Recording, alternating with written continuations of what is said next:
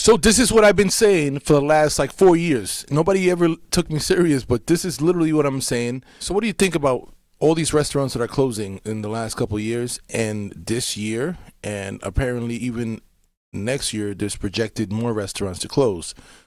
What do you think that means? You just have to look around and see what's happening to the restaurants in your area to understand that the U.S. economy is headed in the wrong direction. When the economy is booming, restaurants are full and chains open more locations to expand their businesses.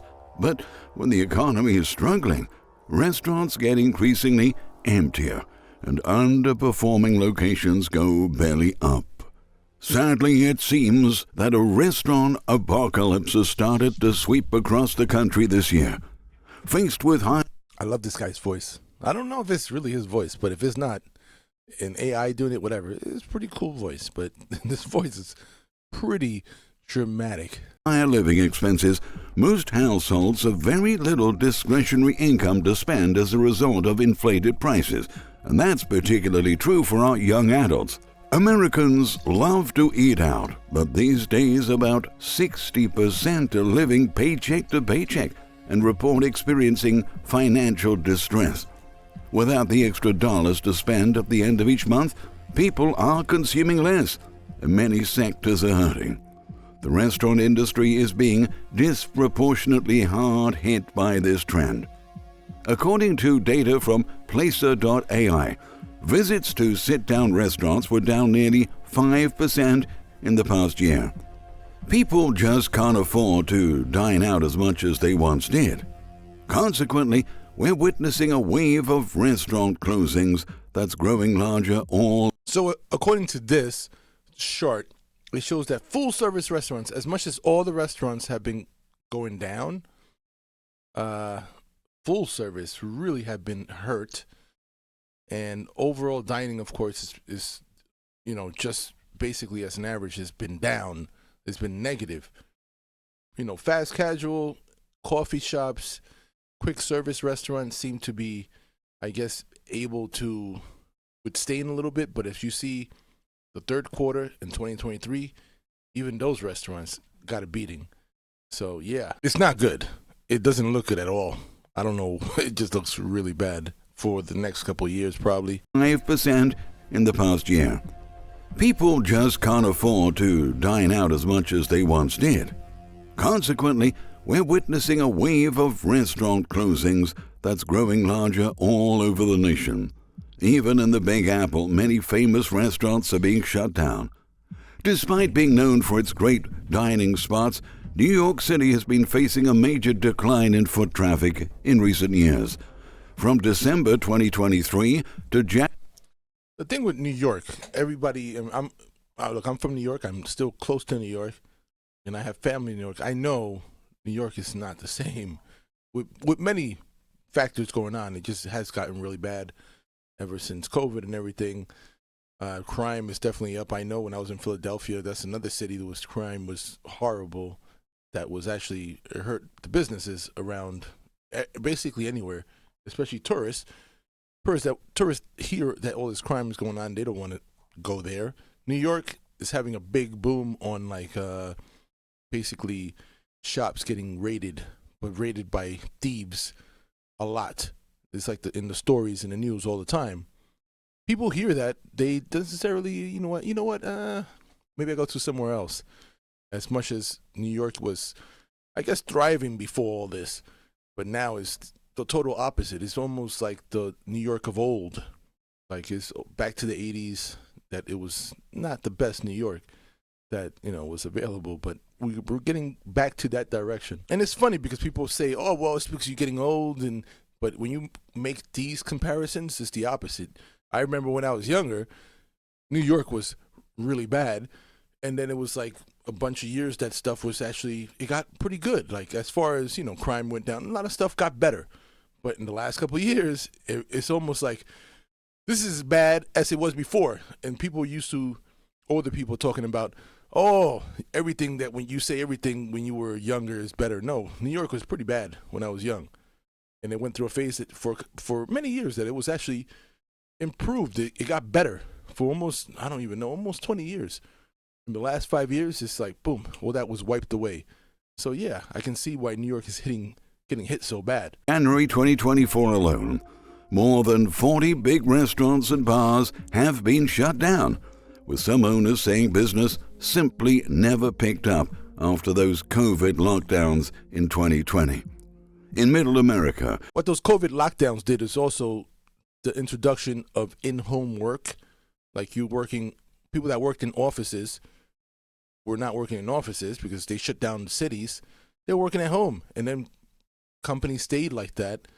So a lot of these restaurants and other businesses. So we talking about restaurants, but I'm not talking about only restaurants. Other businesses that are out there, like they lived on the foot traffic of people going to work, people going to the office, people going to to many of these places. But basically, the whole model of work changed, and the foot traffic for these people just kind of slowly died out, and they just never recovered. So, and especially depending where you was, if you was in a place that had heavy offices, and then 50% of them are freaking just not exist anymore. There's like nobody, they're just vacant, empty. Yeah, your businesses around there, it's like a ghost town almost. I mean, it's hard to say it's really not a ghost town because it's New York, but compared to what it used to be, yeah, it's pretty bad. where there are fewer people and household incomes are lower, almost all restaurants are feeling the pressure of empty seats, according to the Daily Mail. For example, in Des Moines, Iowa, hundreds of establishments have gone bankrupt and closed down in the past 12 months due to an overall decline in consumption. Now, many restaurant owners are worried about this trend, but so are the remaining regular customers.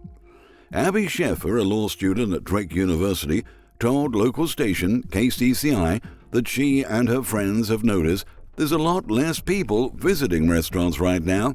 We went to the barbecue place down the road. We were the only ones in there. And it was like that for 2.5 hours, Sheffer revealed. Des Moines native Monica Wilk-Brown added that she thinks people got used to cooking at home too and just going out less. That's exactly what is going on. When times get tough, difficult decisions have to be made. And for many families, tighter budgets mean abandoning non-essential expenses. For businesses, that can lead to cost-cutting initiatives that can often result in the closure of unprofitable locations. So basically, restaurants are a luxury item in a sense. It's a luxury service that you have available for people that want to just relax and go out and enjoy a whole experience of eating out and not having to cook. Even though food is an essential, going out to eat is a luxury experience in a sense. So all these luxury things are the stuff that people start cutting out of their whatever diet, no pun intended. But yeah, it's one of the things they start cutting out like this. People have maybe Netflix and Hulu and this. They'll start cutting these things out here. Like they'll have, they'll cut less than, it's just kind of what happens when the economy is not as great and your money is not worth as much as it was, or whatever. It's just when it's not in the best situation. It's really more inflation that's really messing everything up. So yeah, that's really one of the main things that's messing up, especially the restaurant business. That's the case with Applebee's. After conducting 46 restaurant shutdowns, the company has decided to close another 35 this year. The American grill chain, famous for its $10 burgers and dollar-eaters, has made the decision after analyzing the financial performance of the restaurants. Since 2017, the company, which competes with the likes of Waffle House and Denny's, has been shutting hundreds of restaurants. The latest closings were, according to Dine Brands President Tony Maharalejo, an incredibly difficult decision and a last resort for the company. Similarly, more Boston Market restaurants will be gone soon. The chain once had nearly 1,000 locations nationwide. So Boston Market, I haven't been to Boston Market in a long time, but all these restaurants were struggling a little bit. Boston Market, to me, I thought they were pretty good. The chicken, don't get me wrong, I like their chicken, but it was very expensive for what it was. You get a roasted chicken. Me being a chef, I can roast a chicken, and it's not that I can, but it's just like I am going to pay more for something that it's going to take me too much time to make. So it's not fair for me to compare, like, the average person that maybe doesn't really want to cook at all. Like, I don't mind cooking, but a lot of this stuff doesn't even take, it's not a lot for me to do at home. The worst thing about it is cleaning up, really. But the cooking is like, I could do this at home with no problem. And the offerings were like mashed potatoes and very simple offerings. It was not really anything crazy. Again, I'm talking like if they're not here anymore. But basically, it's like they had over 1,000, and now they're down to like 27, and they're supposed to close a couple more. So they're basically done. I know that the basket market close to me is done. And the other one, when I used to work at a certain place, that one is closed. So it's a lot, if you close, almost 1,000, I guess. Yeah, I guess most of the ones, they're probably closed. Unless the ones that are in an amazing location, those are the few that are open out of the 1,000. But now, Boston Market is dying before our eyes.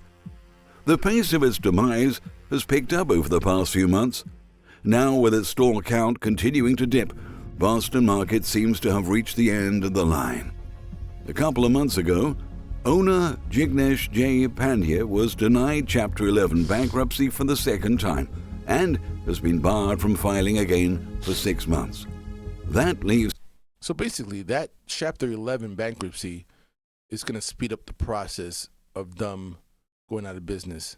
And I mean that they're not able to file it, that they were denied, because that means all the creditors, everybody that they owe money to, is going to take whatever little bit of money they have. And the Chapter 11 probably would have stopped that from happening, and it would have helped them able to maybe keep some of their businesses and use the little bit of money that they have and allocate it to a few and maybe do something. But this is just going to speed up the process. And I'm not saying it's a good or bad thing. I'm just saying that's what it is. So I don't think they're going to be going past 2024. That's just my opinion. If this guy is desperately trying to file Chapter 11 and he's got denied, he's not going to get it the third time, I'm pretty sure. And if you find he probably owes a ton of money.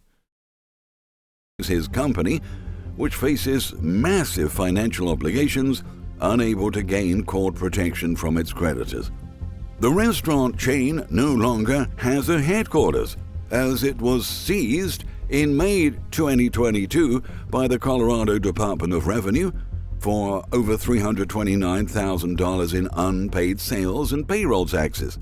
It also owes U.S. Foods, its key food vendor, $11 million, and it faces over... So, if these companies are trying to get their money and they can't file bankruptcy, they're going to be obligated to have to pay these people some way or another, somehow, or go in default and and not be able to get product from these companies, which either way, it just spells out them closing down. 140 lawsuits in a variety of state and federal courts over everything from unpaid wages to overdue rent and vendors who have not been paid.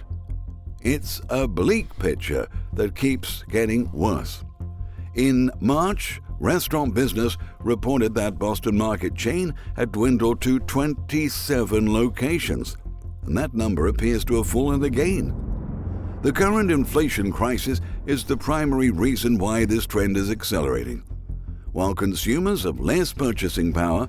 All right, so, yeah, it's a little gloomy topic, but as much as I feel like the next couple of years for restaurants is going to be tough, I don't think it's going to be an apocalypse. I just think it's going to be extremely tough. There's going to be a lot of closings. Again, this is my opinion. It's happening right now. Again, I wouldn't call it an apocalypse, but, I get it. It gets you to watch it, the video, kind of clickbait type thing. But definitely next couple of years, I don't know how many years. I was saying maybe 4 more years, 3 more years, that unless if the economy gets much better sooner, but the inflation is just so bad, and it looks like it's just no end. There's some slowdown to it, but not good. Look, leave your comments below. Let me know your opinion. What do you think? We know what's happening now, but what do you think probably for the future in a couple of years? Subscribe also if you haven't. Thank you very much.